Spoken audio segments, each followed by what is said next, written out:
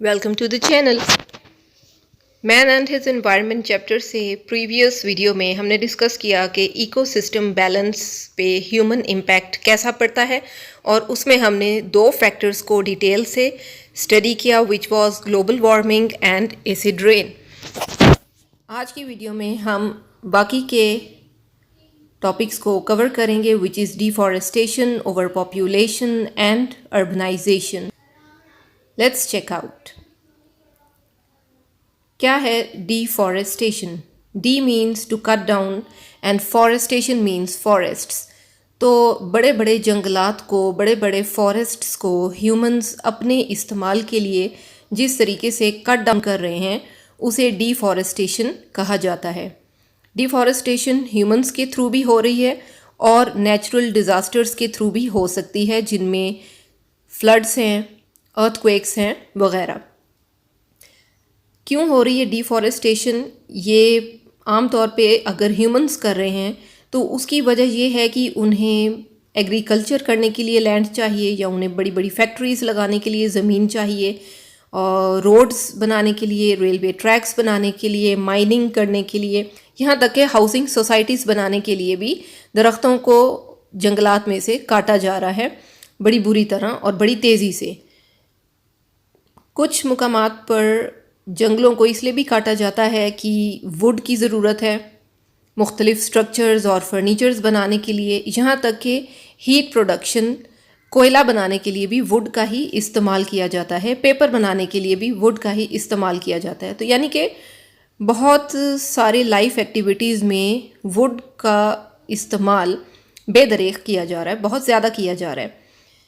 उसके अलावा ह्यूमंस जो हैं वो फॉरेस्ट में रहने वाले एनिमल्स को भी हंट कर रहे हैं, उनको प्रे कर रहे हैं, जो कि किसी और एनिमल्स के प्रीडेटर्स हैं, यानी वो जंगल में मौजूद दूसरे एनिमल्स को खाने वाले हैं। लेकिन जब इन्हीं एनिमल्स को अटैक करके ख़त्म कर दिया जाएगा तो वो जंगल में मौजूद दूसरे प्रीडेटर्स, दूसरे कीड़े मकोड़ों को, जो कि पौधों के लिए या दरख्तों के लिए हार्मफुल हैं, उन्हें नहीं खा सकेंगे। तो नतीजे में ह्यूमंस तो दरख्तों को काट ही रहे हैं, लेकिन ये जो इंसेक्ट और पेस्ट्स हैं ये भी दरख्तों को ठीक ठाक नुकसान पहुंचा रहे हैं। अब असरात क्या हैं डिफॉरेस्टेशन के? डिफॉरेस्टेशन यानी कि दरख्तों को काट देने से कई दफ़ा फ्लड्स बहुत तेज़ी से आ जाते हैं।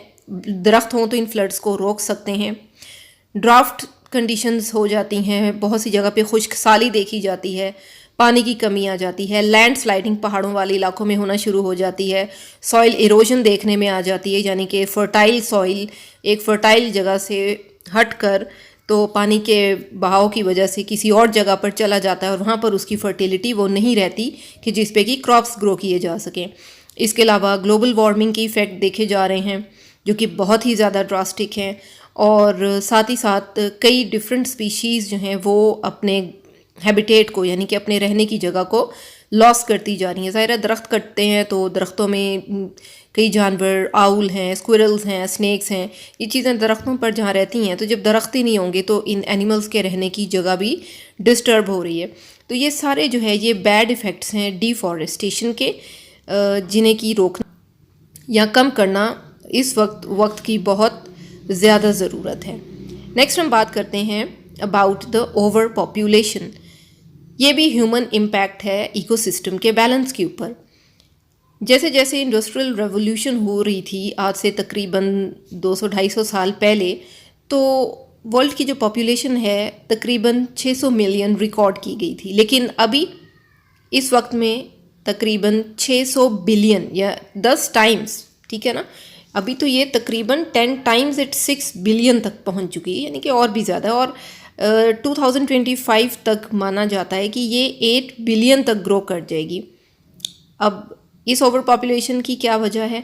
क्योंकि बेटर हेल्थ फैसिलिटीज़ हैं, अच्छी मेडिसिन्स, अच्छे डॉक्टर्स अवेलेबल हैं, उसकी वजह से बीमारी बहुत जल्दी इंसानों में से ख़त्म हो रही है और मोर्टेलिटी रेट्स कम हो गए हैं, यानी कि इंसानों का जो मरने की एक रेशो थी वो पुराने ज़मानों की निस्बत अभी के ज़माने में बहुत कम हो गई है, और इस वजह से जितनी भी पॉपुलेशन में हम इंक्रीज़ देख रहे हैं वो रिकॉर्ड की जा रही है। तो यानी कि जब मेडिकल फैसिलिटीज़ प्रॉपर नहीं थी तब ये सब नहीं था।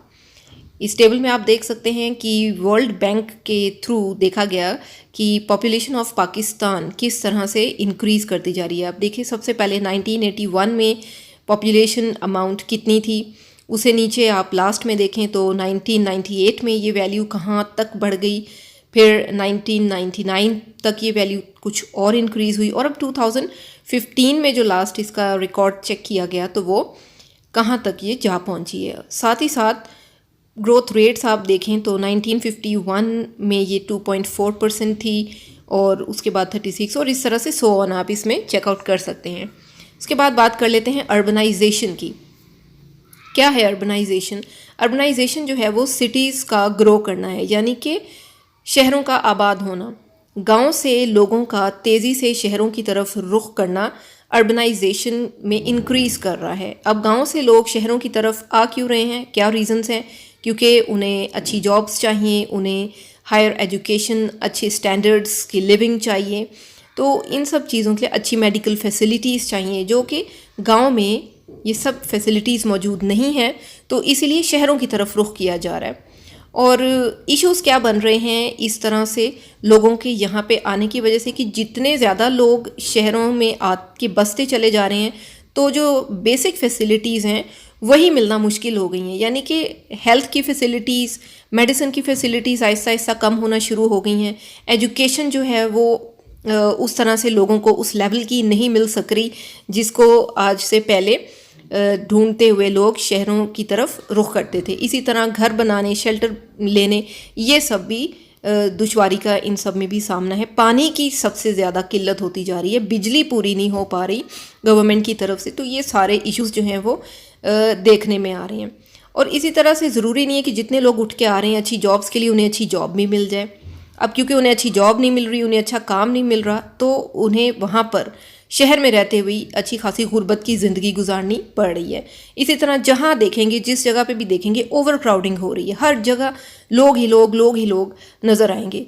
तो ये जो स्लम एरियाज़ जो हैं वो इस वजह से ज़्यादा देखने में आ रही हैं, यानी कि ये जो कच्ची आबादियाँ हैं ना, ये हर थोड़े थोड़े फासले पे हमें दिख रही हैं शहरों में भी, तो उसकी यही वजह है। और ये लोग क्योंकि ना इनके पास साफ़ पानी है इस्तेमाल का, ना इनके पास कोई अच्छी हेल्थ फैसिलिटीज़ हैं, तो इनमें ज़्यादा रिस्क है बीमार होने का, डिजीज़ इनके अंदर कॉज होने का। अच्छा, बात ये कि इसका सॉल्यूशन क्या हो सकता है, हल क्या है इस अर्बनाइजेशन का, कैसे लोगों को रोक सकते हैं? अब लोगों को नहीं रोका जा सकता, ये एक ग्लोबल प्रॉब्लम बन चुकी है शहरों की तरफ आने वाला जो सिस्टम है। हाँ, लेकिन इसको हम मैनेज कर सकते हैं बहुत अच्छे तरीके से, इसको कंट्रोल्ड वे में लेके चला जा सकता है, तो किसी हद तक ये प्रॉब्लम्स सॉल्व हो सकती हैं। जैसे कि करंटली जो अर्बनाइजेशन का लेवल है वो पाकिस्तान में तकरीबन 32% रिकॉर्ड किया गया है, और ये ग्लोबल स्टैंडर्ड्स के मुताबिक अगर चेकआउट किया जाए तो ये कोई बहुत ज़्यादा नहीं है। जैसे कि डायग्राम में भी आप देख सकते हैं कि 1951 में सिर्फ 17.8% था, लेकिन लास्टली जो 1998 तक इसको रिकॉर्ड किया गया वो 32.5% तक जा चुका है, जो कि अभी भी उतना ज़्यादा नहीं है। आने वाले टाइम में इससे भी ज़्यादा हो सकता है। तो प्लानिंग के थ्रू जो है वो इसको इफ़ेक्टिव बनाया जा सकता है, और उसमें क्या क्या चीज़ें आ सकती हैं कि जो भी सोसाइटीज़ बन रही हैं, जो भी रोड्स बन रहे हैं, उसमें प्रॉपर थिक किस्म की ग्रीन बेल्ट्स बनाई जाएं, उससे ये होगा कि पॉल्यूशन कंट्रोल हो जाएगी। फिर इसके अलावा बहुत सारे रिजर्व्ड ओपन स्पेसेस बनाने की ज़रूरत है जोनिंग और लैंड प्लान्स के थ्रू। फिर अर्बन स्प्रेड आउट जो है उसको भी कंट्रोल किया जा सकता है। ये देखा जा सकता है कि शहरों में मज़ीद गांव से लोगों के आके बसने की गुंजाइश है या नहीं, तो उन्हें आने से पहले ही पीछे रोका जा सकता है।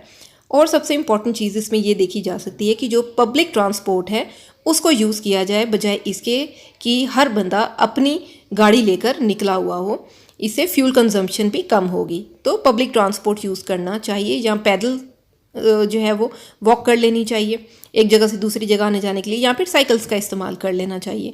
सो दिस इज़ इट कि किस तरह से ह्यूमंस जो हैं वो अपनी ज़रूरियात के लिए पूरे के पूरे इकोसिस्टम के बैलेंस को डिस्टर्ब कर रहे हैं। So it needs to be checked and balanced. So this was it. I hope the video was useful for you. If yes, then like, share and subscribe to the channel.